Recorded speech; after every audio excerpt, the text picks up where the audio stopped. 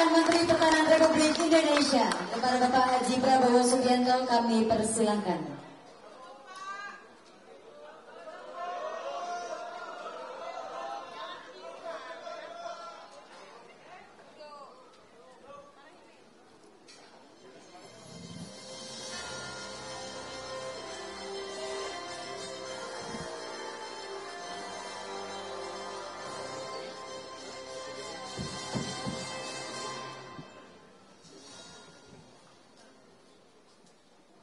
Bismillahirrahmanirrahim.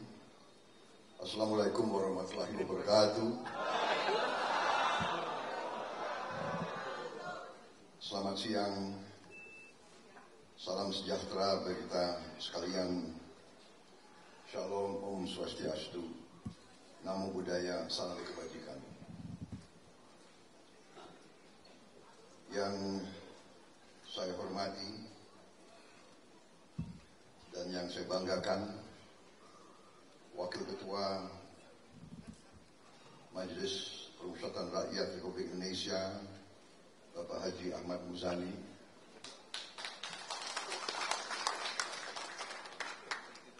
Dewan Pembina Setia Prabowo, Haji Romo M. Syafi'i, Ketua Umum Setia Prabowo, Dr. Sutomo, Ketua Fraksi Partai Demokrat, Bapak Edi Baskoro Yudhoyono, Sekretaris Umum PT Setia Prabowo, Bapak George Edwin Subianto,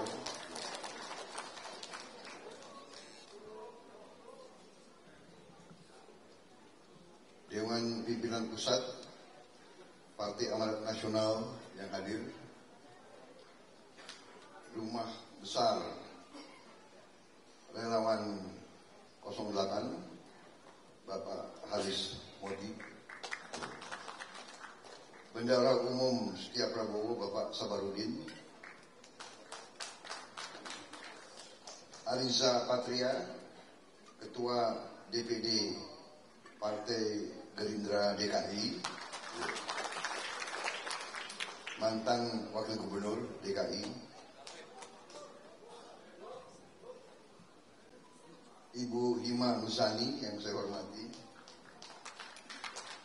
Bapak Sodik Mujahid, anggota DPR RI, Ibu Hima juga anggota DPR RI, Bapak Sodik Mujahid, kemudian Bapak Daruri, anggota DPR RI, dan tokoh-tokoh nasional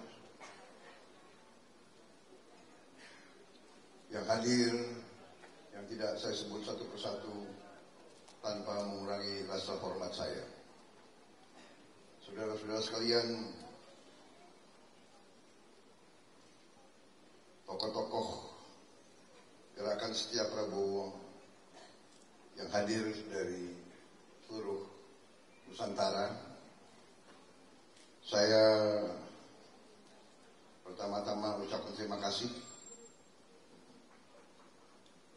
atas undangan ini.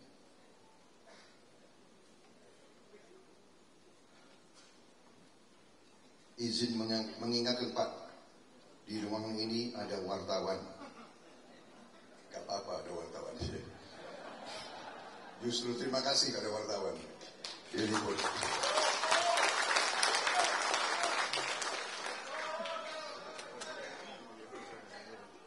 Saya ucapkan terima kasih atas undangan ini. Beberapa hari yang lalu saya kedatangan Romo Syafi'i yang menceritakan asal-usul berdirinya gerakan relawan ini yang sebagian besar terdiri dari alumni HMI,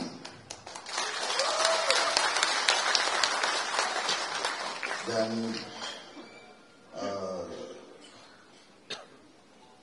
sekarang bertekad untuk mendukung saya di Pilpres yang akan datang sebagai presiden. Presiden Republik Indonesia tahun 2020. Saya sesungguhnya merasa dikatakan sebenarnya saya tidak mau terlalu dieluk-elukan sebagai Prabowo. Sebenarnya jati diri seorang pejuang, jati diri seorang pendekar itu dapat pelajaran dari kecil.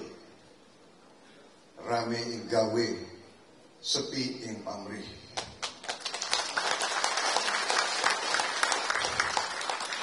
Bahwa sesungguhnya kemerdekaan kita, sesungguhnya semua yang kita nikmati sekarang adalah pengorbanan, hasil pengorbanan begitu banyak, beribu-ribu, berpuluhan ribu rakyat biasa, tokoh-tokoh yang berjuang ratusan tahun yang tidak menikmati Indonesia merdeka. Begitu banyak yang berkorban untuk kita merdeka. Mereka-mereka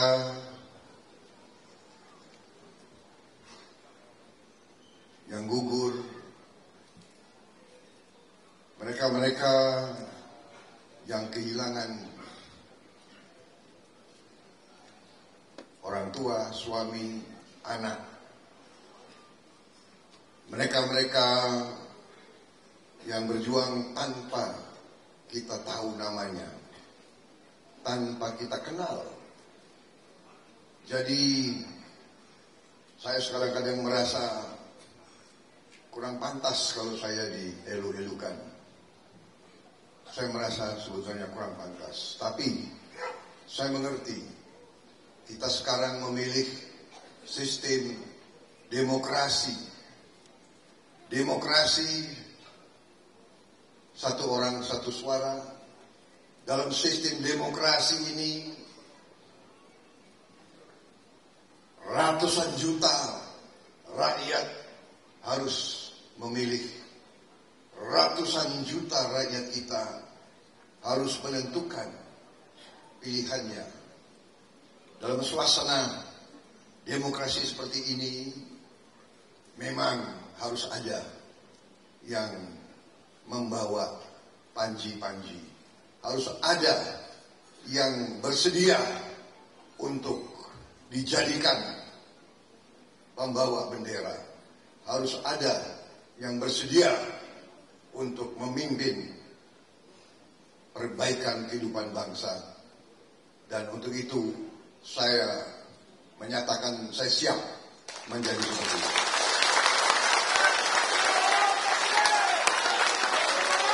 Walaupun saya merasa tidak pantas sebenarnya. Saya manusia biasa. Saya manusia biasa, penuh dengan kekurangan, penuh dengan kelemahan. Tapi saya siap. Dan saya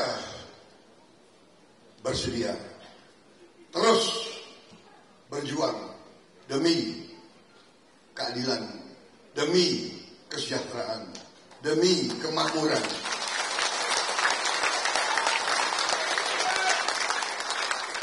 Saya bersedia. Saya ucapkan terima kasih atas dukungan saudara-saudara sekalian. Dan saya juga ingin menggunakan panggung ini, kesempatan ini. Saya juga ingin mengucapkan terima kasih kepada relawan-relawan lain yang mungkin pada saat deklarasi mereka saya tidak bisa hadir. Saya ucapkan terima kasih kepada semua relawan-relawan yang menyatakan mendukung saya. Saya mengerti saudara tidak bermaksud mengelu-elukan saya. Saudara tidak bermaksud untuk memuji-muji saya. bahwa saudara butuh pemimpin yang memimpin saudara-saudara. Saya merasa terhormat. Sisa hidup saya, sisa tenaga saya, sisa energi yang ada pada saya persembahkan untuk bangsa dan rakyat Indonesia.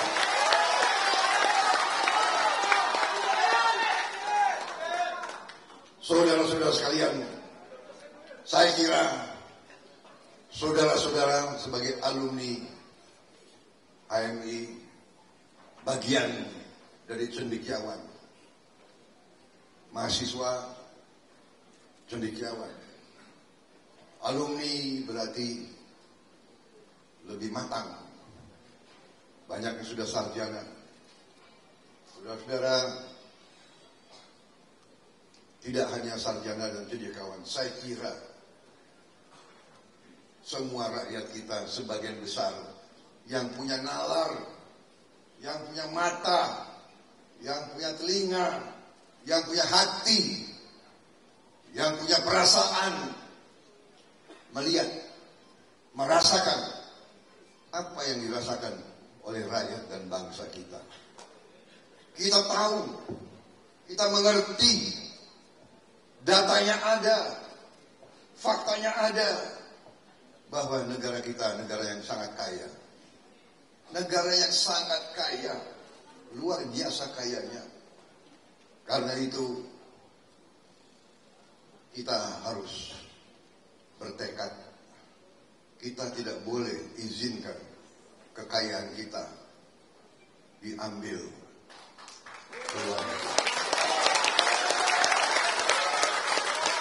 Kita harus bekerja keras.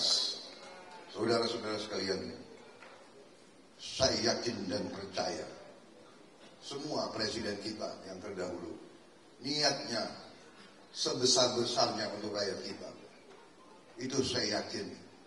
Karena saya kebetulan juga kenal dekat presiden-presiden itu. Kecuali Bung Karno, ya saya terlalu kecil, saya nggak kenal benar.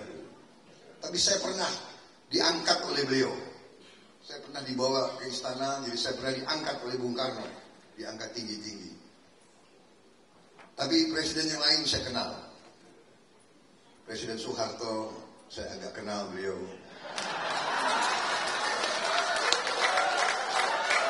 Loh, kok ketawa?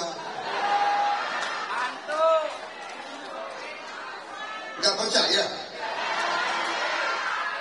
Aku begini sering makan siang sama Pak Harto.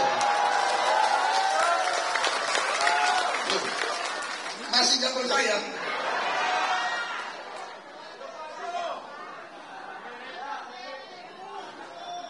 Presiden kedua, saya juga kenal dekat, Pak Habibie. Kenal? Nggak percaya lagi? Tanya itu Pak Ilham, putranya, sering. Saya juga sering makan siang sama Pak Habibie. Presiden ketiga, ketiga Pak Habibie. Presiden keempat, saya juga dekat, saya kenal juga baik. Nggak percaya?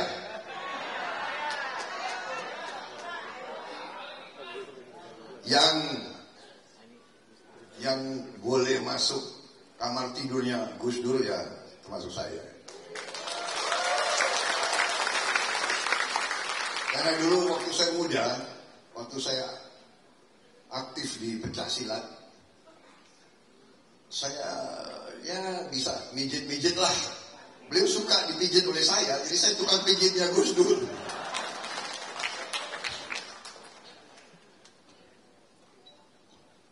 Presiden kelima saya juga kenal. Saya juga berapa kali diajak makan oleh Ibu Mega. Presiden ke-6, wah itu senior saya dan sahabat saya, jadi ya. Presiden ke-7, sering juga saya makan siang sama beliau. Gak percaya lagi. Ada fotonya, ya kan? Saudara-saudara. Jadi saya ini tahu niat mereka, niat presiden-presiden ini, mereka niat untuk Indonesia hebat, untuk Indonesia rakyatnya sejahtera. Tapi memang saudara, karena kita kaya sekali, bangsa kita ini selalu diganggu oleh kekuatan-kekuatan lain, kekuatan-kekuatan dunia. Karena apa? Karena kita kaya sekali. Kita punya tambang, kita punya mineral yang langka, rare earth. Kita punya segala. Saya punya slide berapa puluh, tapi saudara-saudara cendekiawan, jadi lebih baik saya tinggalkan buku saya kepada saudara-saudara sekalian. Ya. Buku sudah ada ya untuk mereka semuanya? Hah? Belum? Waduh, ini gimana panitia? Ya segera dikirim, segera disusul. Ya. Jadi saudara-saudara mungkin sudah sering monitor pidato-pidato saya di mana-mana, ya kan? Hampir sama, selalu saya bicara sekian belas tahun, sekian puluh tahun, selalu saya bicara itu karena saya ingin menggugah kesadaran seluruh rakyat, terutama elitnya, supaya kita ini mengerti, jangan kita terlalu lugu. Bangsa Indonesia terlalu lugu, terlalu baik. Karena ini sifat adat kita seperti itu ya. Kita dari kecil oleh orang tua kita selalu dididik, diajarkan untuk menjadi orang baik. Benar atau tidak? Nah, kalau nanti jadi orang yang baik ya tidak boleh bohong, tidak boleh curang, ya tidak boleh menipu. Itu kan ajaran orang tua kita. Benar? Itu adat kita, itu ajaran kita. Dari semua suku dan semua agama yang ada di Nusantara, mengajarnya seperti itu. Tapi saudara-saudara, kita harus paham, ya, ada budaya-budaya lain yang ajarannya agak lain. Mereka ngajarin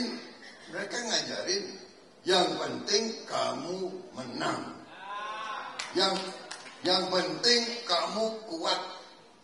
Yang penting kamu kaya. Bagaimana caranya?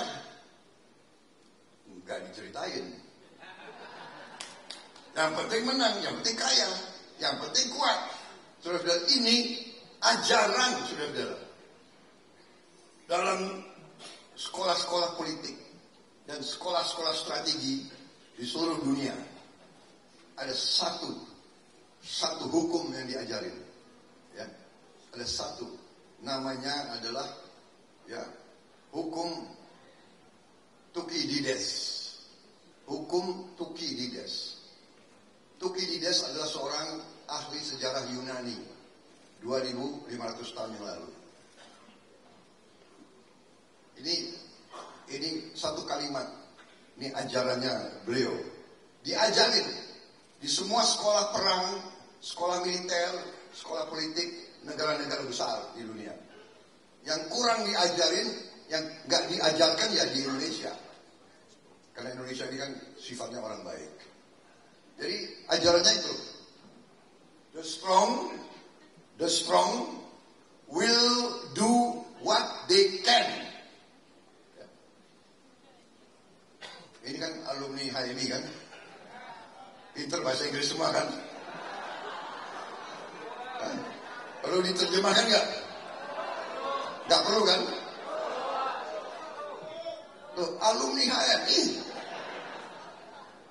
The strong will do what they can. Yang kuat akan berbuat apa yang dia bisa berbuat. Yang kuat akan berbuat apa yang dia mampu berbuat. The strong will do what they can. The weak suffer what they must. Yang lemah, ya, menderita apa yang harus dideritakan. Dan ini pelajaran. Artinya apa? Pemimpin-pemimpin negara-negara lain dari sejak kecil diajarkan negaramu harus kuat. Bangsamu harus kuat. Kalau tidak kuat akan menderita. If you are not strong, you will suffer. Ini pelajaran 2500 tahun diajarkan di semua sekolah strategi, di semua fakultas strategi perang, akademi militer, Lemhanas dan sebagainya. Dan ini banyak tokoh-tokoh Indonesia, banyak elit-elit kita, banyak pemimpin-pemimpin kita tidak kurang paham. Negara yang begini kaya kadang-kadang tidak mau membangun kekuatan.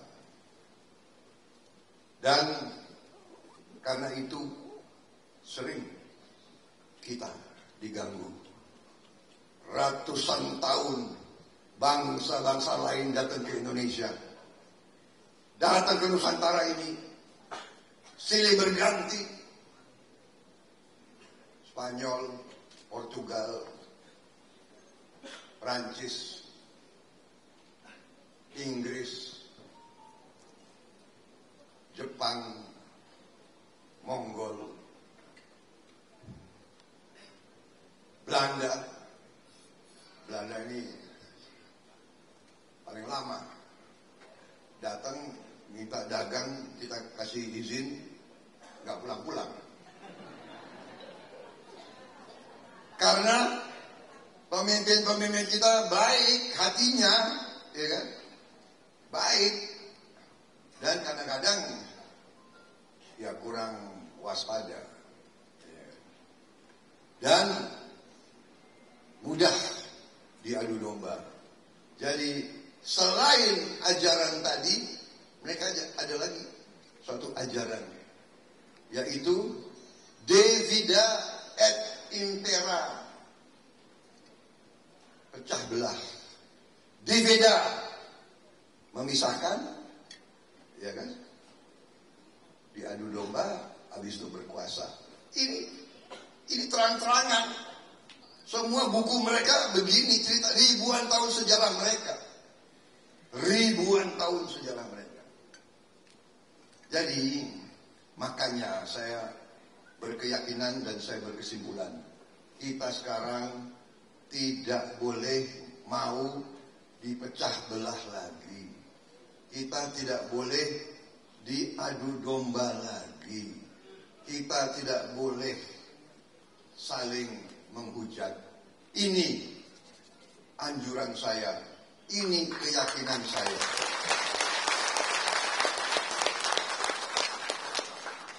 Kita pernah banyak perbedaan di masa lalu. Kita pernah. Karena selalu kita jadi sasaran ideologi asing masuk ke Indonesia. Masuk ke Indonesia. Iya kan? Ideologi asing. Kemudian kita perang di antara kita. Tapi kita sudah mengatasinya. Kita sudah mengatasi. Marilah kita ajaran nenek moyang kita. Ya. Ada ajaran di budaya Jawa. Mikul dhuwur mendem jero. Ya. Untuk mereka yang dari luar Jawa, artinya mikul dhuwur, angkat setinggi-tingginya kebaikan orang-orang. Ya. Mendem jero, tanam dalam-dalam hal-hal yang tidak baik. Kubur dalam-dalam hal-hal yang tidak baik. Jadi, kalau sedikit-sedikit ada paradigma, sedikit-sedikit ungkit-ungkit zaman dulu. Ya. Jangan-jangan nanti peristiwa-peristiwa zaman Gajah Mada mau diungkit-ungkit lagi. Ya. Kapan kita mau bangun negara yang sejahtera? Rakyat kita butuh pangan, rakyat kita butuh sandang, rakyat kita butuh papan, rakyat kita menuntut kehidupan yang baik, kehidupan yang sejahtera. Kita harus berani sekarang.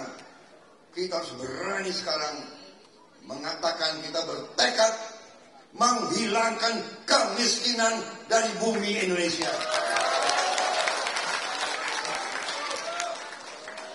Kita harus berani. Negara kita kaya.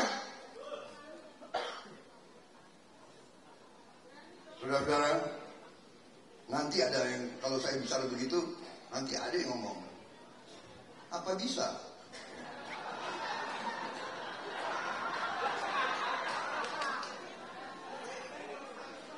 Iya kan? Kita rencana, manakala, saudara-saudara, manakala kita Koalisi Indonesia Maju bersama Prabowo Subianto bersama Koalisi Indonesia Maju dan bersama saudara-saudara sekalian, manakala kita diberi mandat oleh rakyat, ya, kita bertekad melaksanakan, ya kan? Kita akan hilangkan kemiskinan. Kita bertekad menghilangkan kemiskinan. Untuk itu kita harus swasembada pangan. Kita swasembada energi. Kita swasembada air. Harus. Ya, dan saya sudah menyampaikan bahwa kita akan menghilangkan kurang gizi, stunting. Caranya akan kita beri makan siang untuk semua anak-anak Indonesia. Saya ulangi, semua anak-anak Indonesia dan ibu-ibu yang sedang hamil. Semua anak-anak di sekolah dan di pesantren, di swasta dan di negeri, semua anak-anak akan kita kesempatan. Nanti ada yang nyinyir, sudah mulai ada kan? Ya, apa bisa?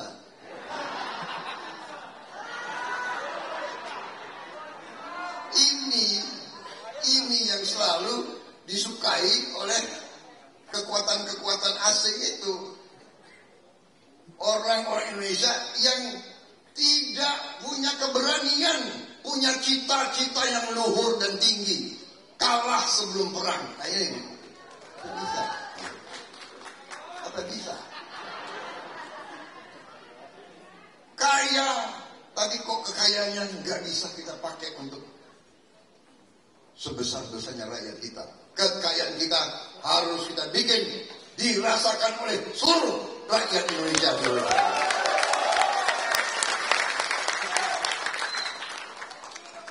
Saudara-saudara, cukup sekian.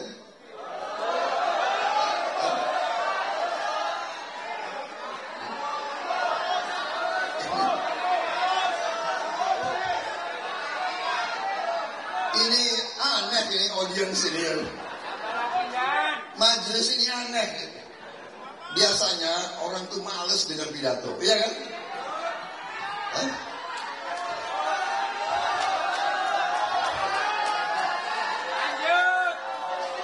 Apalagi kan orang di sini ada orang Indonesia Timur kan? Orang Indonesia Timur. Nah, ada. Mana ini orang angkat tangan orang dari Indonesia Timur. Nah, jadi orang Indonesia Timur itu dia selalu bilang begini. Dia bilang begini. Dia bilang gini. Kalau dengar orang pidato lama-lama kan dia begini. Apalagi itu orang ngomong itu. Itu kaset lama, orang putar lagi. Kaset lama, orang putar lagi. Zaman dulu ada pakai kaset soalnya gitu. Pidato apa ini? Kayak radio rusak. Ngomong begitu, jadi saya harus hati-hati. Jadi, ada bisa.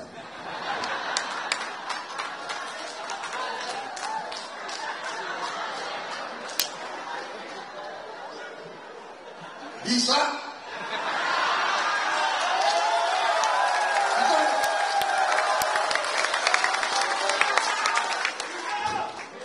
Saudara-saudara, ya. Jadi kita sudah bikin suatu strategi yang kita namakan strategi transformasi bangsa menuju Indonesia Emas 2045.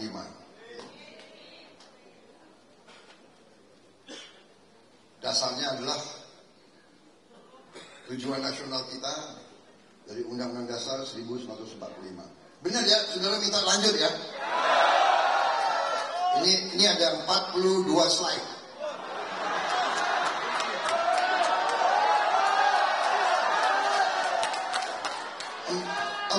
Dua slide kali 3 menit 1 slide. Benar ya? 120 menit. Hah? Kuat? Enak aja, gue gak kuat.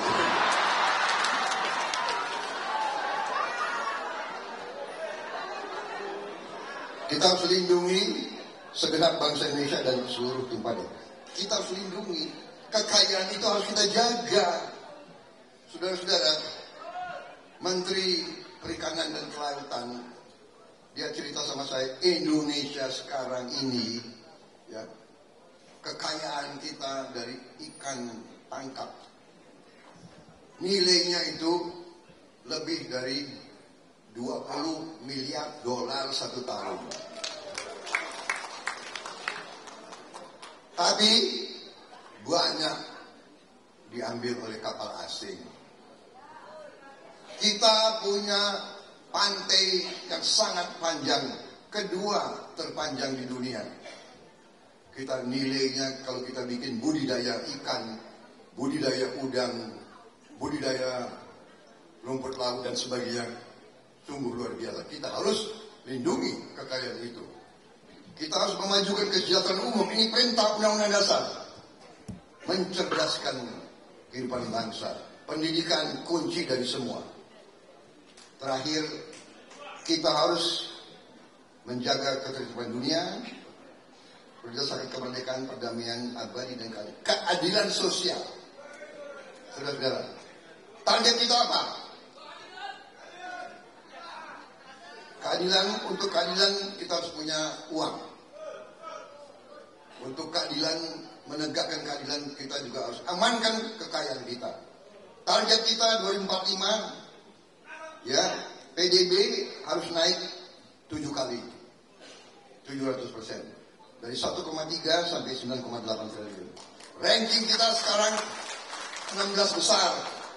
Kita mengejar 5 besar di dunia. Penghasilan kita harus kira-kira 7 kali lipat juga. 2045. 2045 tidak lama lagi, 25 tahun dari sekarang.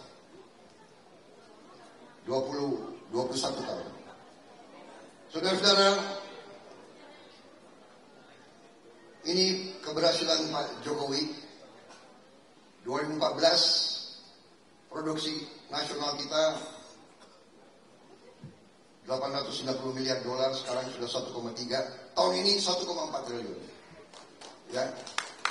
Neraca perdagangan yang minus tahun 2014 sekarang surplus. Devisa kita naik dan kita berhasil mengatasi pandemi COVID-19. Jadi saudara-saudara, kita harus bersyukur. Dan ini juga karena apa? Karena bersatunya para pimpinan bangsa dan negara. Waktu saya gabung, saya dituduh pengkhianat. Tapi saya tidak ragu-ragu. Saya bekerja untuk bangsa dan rakyat Indonesia. Saudara-saudara, fondasi solid ekonomi ini sekarang membuat posisi kita cukup kuat. Posisi kita cukup kuat. Ekonomi makro kita sangat baik. Pertumbuhan kita bagus. Salah satu terbaik di dunia sekarang. Tapi saya percaya bisa lebih bagus lagi kalau kita kerja sama. Inflasi kita masih terkendali, ya. Hutang kita juga masih rendah. Saudara-saudara, rata-rata inflasi kita 4%, tapi ini pun harus kita jaga baik-baik. Terendah sejak tahun 67, tapi kita harus jaga baik-baik. Ekonomi tumbuh, produksi terus menaik, dan ini juga adalah pentingnya hilirisasi. Hilirisasi artinya kita tidak mau izinkan lagi kekayaan kita dijual murah. Kita tidak izinkan lagi bahan baku, sumber alam kita dijual sebagai bahan baku. Kita tidak mau izinkan lagi. Kita menuntut, mewajibkan harus diolah di Indonesia. Dan ini banyak negara-negara asing gak suka. Apa bisa? Jadi Uni Eropa berang, ya, dengan kebijakan Pak Jokowi mereka berang. Mereka bilang mereka akan boikot produk-produk kita. Mereka akan boikot. Mereka sebelum kita bikin hilirisasi, sebelum Pak Jokowi melarang ekspor nikel, mereka sudah larang. Mereka sudah tutup jual kelapa sawit kita ke sana. Ya kan? Dalam hati, dan saya sampaikan kemana-mana, mereka larang, mereka nggak mau beli kelapa sawit kita. Alhamdulillah. Terima kasih, you nggak mau beli kelapa sawit kita. Kita nggak akan jual ke kamu deh. Kita akan gunakan kelapa sawit itu untuk kepentingan dalam negeri. Untuk kepentingan rakyat Indonesia. Saudara-saudara, kelapa sawit kita produksinya sekitar 25 juta ton. Untuk minyak goreng 6 juta ton. Sisanya kita bisa bikin BBM. Kita bisa bikin solar dari kelapa sawit. Kita nggak usah import lagi nanti, saudara. Kita akan bikin Bio 100, B100 sudah pernah dibuat oleh Indonesia, saudara-saudara. Pernah kita buat B100 dan harus kita buat terus. Pada saatnya nanti kita akan bikin B100 ini. Menteri Pertanian pada saat itu berhasil membuat B100. Solar 100% dari kelapa sawit. Jadi mereka nggak mau beli kelapa sawit kita. Terima kasih, alhamdulillah.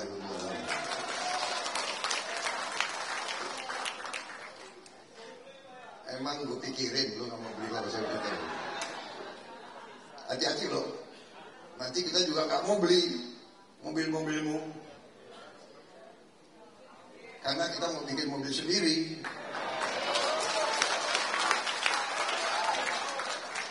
Jangan suka anggap remeh orang Indonesia. Terlalu lama kita dianggap remeh, ya kan? Saudara-saudara, dulu kita dianggap lebih rendah dari anjing, ya kan? Verboden for Honden and Inlander. Verboden itu ada ya. Slide-nya, mana slide-nya itu?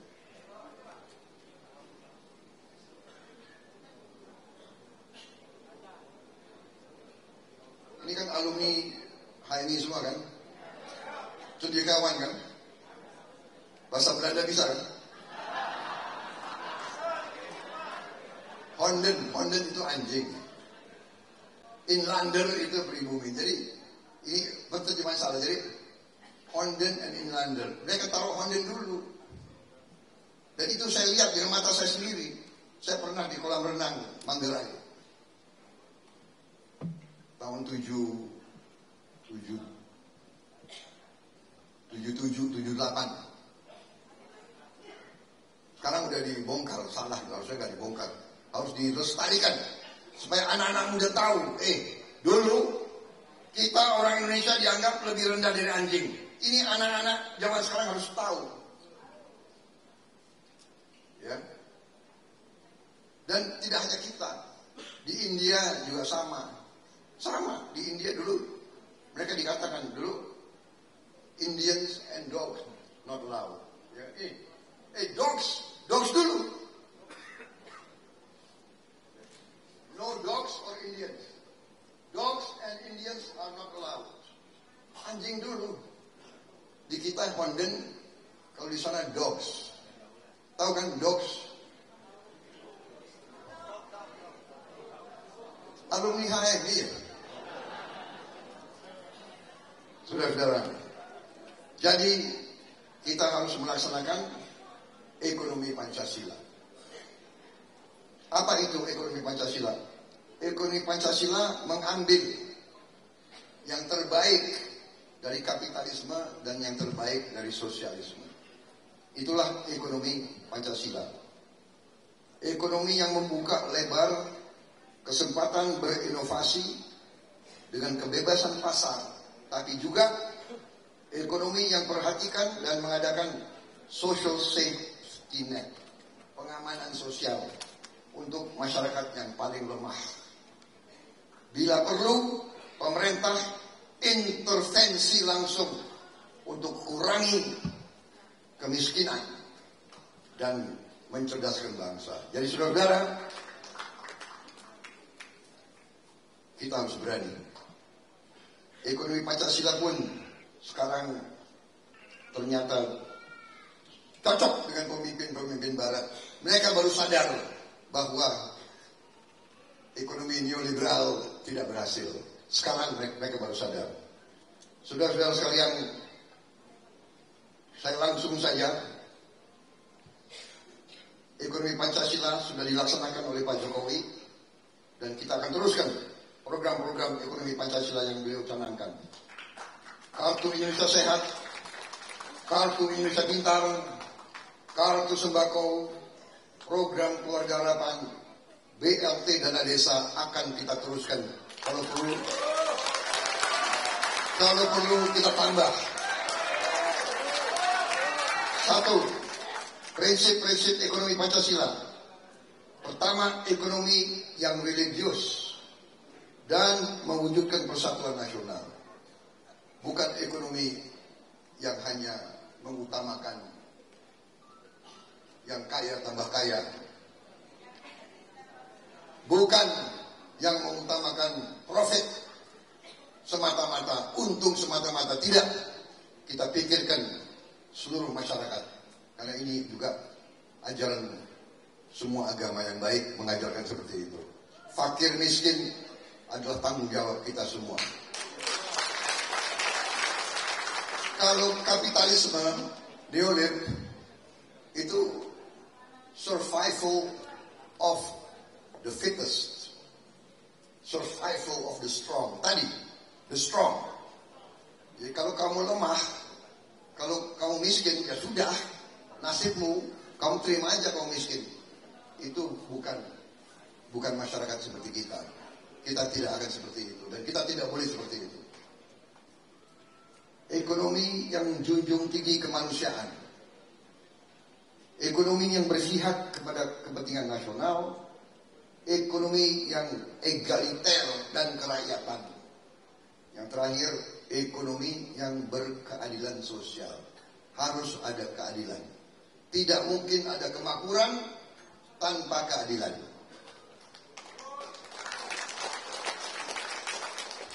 Jadi, bagaimana caranya mencapai target tadi? Kita harus laksanakan ekonomi Pancasila secara murni dan konsekuen. Saudara-saudara, sekarang saya sampai kepada apa yang akan kita lakukan. 17 program prioritas. Tadi saya katakan swasembada pangan, energi dan air, kita harus berantas korupsi, kita harus berantas kemiskinan, kita harus berantas narkoba. Ini 3 penyakit yang menghancurkan sebuah negara. Korupsi, narkoba, dan kemiskinan. Harus kita berantas. Harus kita berani. Kita perbaiki politik yang sekarang, hukum yang sekarang, birokrasi harus kita perbaiki. Ya. Sekarang sistem politik kita menurut saya terlalu mahal. Sulit kalau orang tidak punya uang banyak maju di politik. Sulit. Iya kan? Saya punya anggota pernah datang ke saya, Pak, saya mau maju gubernur. Anak muda, you mau maju gubernur? Anda tahu, maju gubernur itu butuh uang banyak.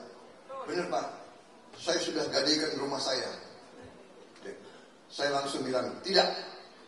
Saya tidak akan izinkan kamu maju gubernur kalau kamu gadaikan rumah. Rumah itu adalah milik Anda dan keluarga Anda. Tidak boleh digadaikan. Saya anjurkan ke semua yang di sini, kalau mau masuk politik, jangan gadaikan rumah. Rumah itu adalah benteng keluargamu, perlindungan keluargamu. Tidak boleh dijual.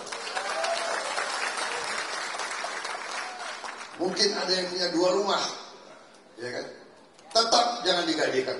Ya kan? Ini masalah. Kita harus cari nanti sistem politik yang buat supaya tidak biaya politik terlalu mahal. Ya kan?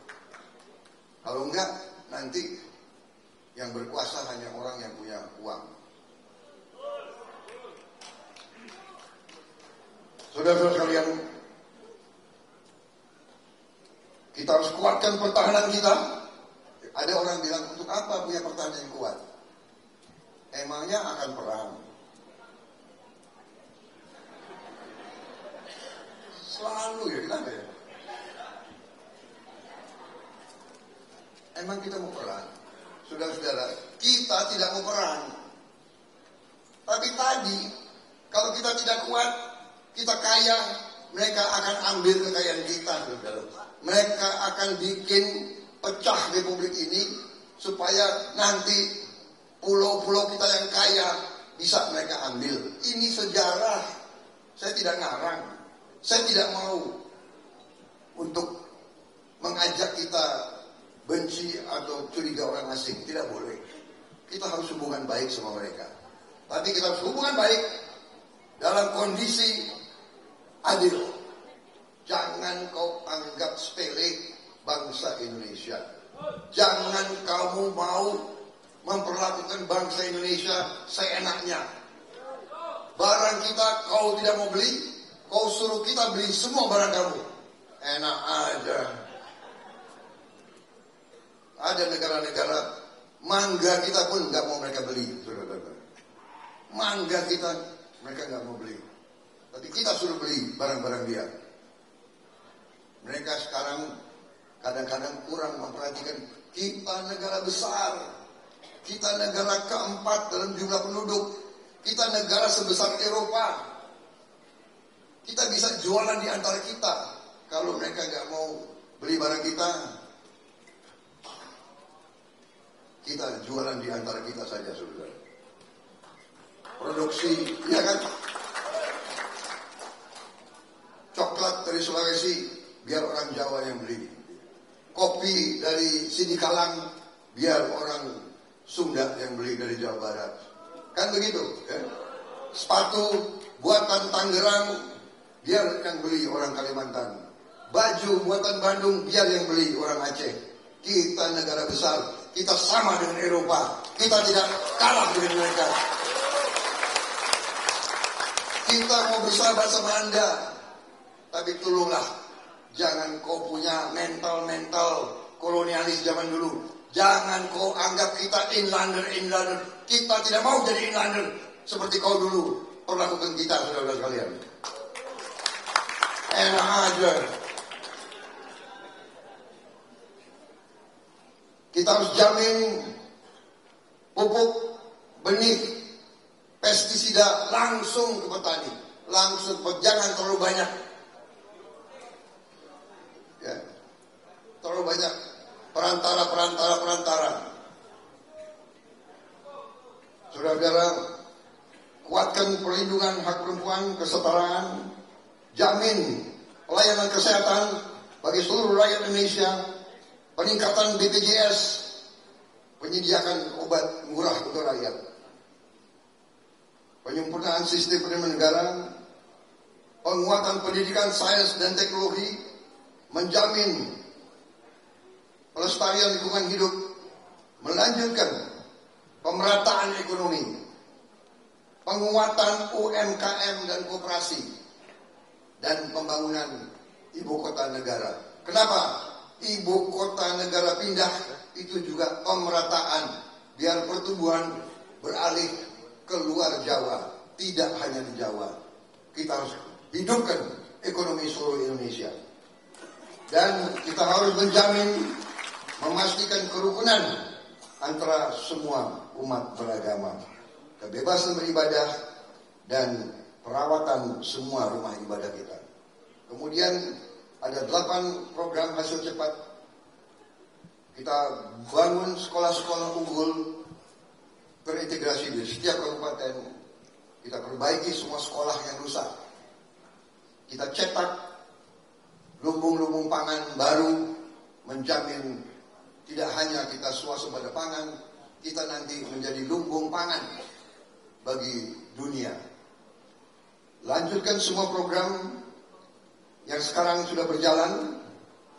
Tadi saya sebut Kartu Indonesia Sehat, Kartu Indonesia Pintar, Kartu Sembako, Kartu Prakarja, program Keluarga Harapan. Kita harus berani menghilangkan kemiskinan. Kita selenggarakan cek kesehatan gratis untuk semua warga negara. Sekali setahun setiap warga negara harus dicek kesehatannya. Karena kita harus tangkap kalau ada penyakit masih dini. Kalau sudah terlanjut, repot mengobatinya. Kita harus lanjutkan pembangunan infrastruktur desa, BLT dan desa, dan kita bisa menyiapkan rumah murah untuk orang-orang yang perlu rumah. Yang terutama, yang strategis, kita akan memberi makan siang dan susu gratis di semua sekolah pesantren untuk semua anak-anak Indonesia. Bantuan gizi untuk anak balita dan ibu hamil. Ini adalah bagian dari pemberantasan kemiskinan dan pemberantasan kurang gizi. Mendirikan badan penerimaan negara, kemudian menaikkan gaji guru, aparatur sipil negara, anggota TNI dan Polri, kepala desa dan perangkat desa. Kita mampu berbuat ini semua. Dan ini akan kita laksanakan. Kita sudah hitung dan kita bisa menjalankan itu. Kita sudah hitung bagaimana makan siang, kita sudah hitung semua kebutuhan kita, dan kita sedang menyiapkan. Saya dibantu tim pakar yang kuat, berapa puluh profesor, dan kita sekarang diperkuat pakar-pakar dari Golkar, pakar-pakar dari PAN, pakar-pakar dari Partai Demokrat, dari Partai Gelora, dari PBB, dari partai-partai lain yang dukung kita semua. Kita ambil orang-orang pintar mereka, kita menyusun ini sasarannya kita bantu. Kita sudah hitung masalah makan siang, bagaimana nanti, karena ini juga kita belajar dari negara-negara lain.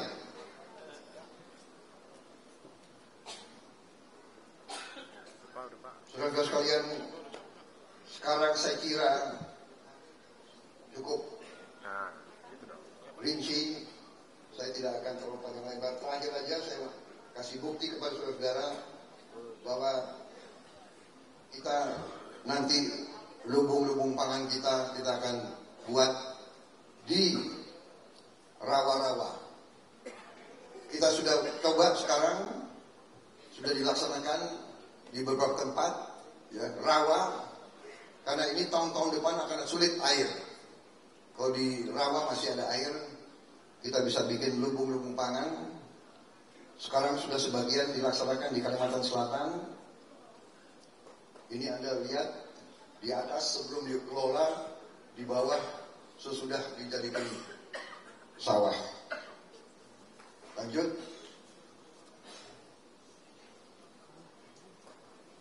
Lanjut. Lanjut. Lanjut. Enggak, yang tadi itu, yang titik-titik itu. Nah. Rawa nanti jadi budidaya itik. Produktif. Telur bebek protein. Ini nanti kita ini akan swasembada pangan. Bukan swasembada beras saja. Swasembada pangan. Ya. Saudara-saudara sekalian, ini pernah kita laksanakan dan akan kita laksanakan kembali. Kita sudah akan nanti swasembada energi. Masa depan kita cerah, masa depan kita baik. Yang penting adalah kita harus benar-benar mengendalikan, mengelola, menjaga karunia kekayaan yang diberikan oleh Yang Maha Kuasa. Untuk itu, terima kasih deklarasimu, tapi saya tetap membutuhkan bantuan saudara-saudara, dukungan saudara-saudara untuk turun ke akar rumput, turun ke rakyat kita. Yakinkan rakyat yang paling bawah. Yakinkan, ya. Karena kita ketahui bersama, ya kan? Di Indonesia ini pengalaman saya, ya, kadang-kadang semakin pinter, semakin tinggi pangkat statusnya di sosial, semakin gak jelas.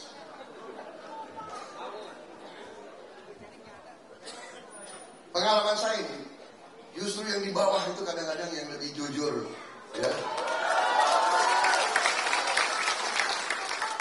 Semakin pintar, semakin jabatannya bagus dan tinggi, semakin banyak lompat-lompat sini, lompat sana itu.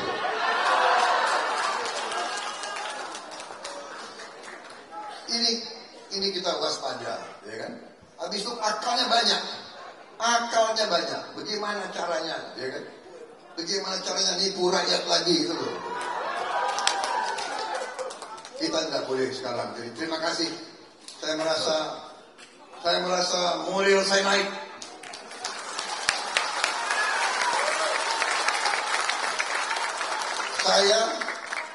Saya bukan alumni HMI, tapi alumni HMI dukung saya, luar biasa ini.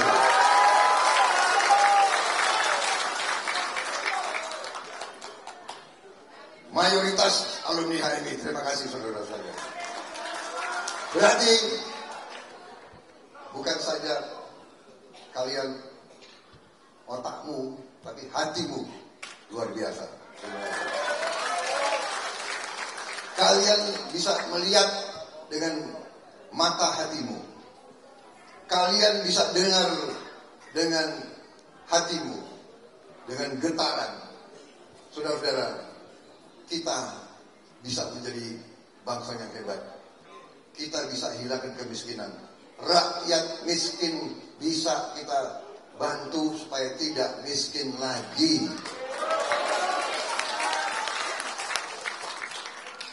Anak-anak kita bisa kuat, bisa cerdas, bisa hidup dengan baik. Tantangan kita berat, bukan ringan. Tantangan kita berat. Kita harus kompak, kita harus kerjasama, kita harus benar-benar bersatu. Untuk itu, tolong turun ke rakyat kita, yakinkan rakyat kita semuanya. Jangan mau disogok, jangan mau di macam-macamkan. Kalau ada yang nawarin uang, terima aja. Itu uang rakyat juga, ya. Iya. Itu uang rakyat, terima, ya kan? Tapi ajarin rakyat, ikuti hatimu, ikuti hati rakyat. Saya tidak minta. Kalau hati rakyat tidak percaya sama Prabowo, jangan pilih Prabowo, jangan pilih Prabowo. Ya, itu. Saya hanya bicara akal sehat. Saya bicara fakta. Negara kita kaya. Kekayaan itu harus kembali ke rakyat Indonesia. Wassalamualaikum warahmatullahi wabarakatuh. Terima kasih. Salam sejahtera. Selamat berjuang. Selamat berjuang. Turun ke rakyat. Yakinkan rakyat.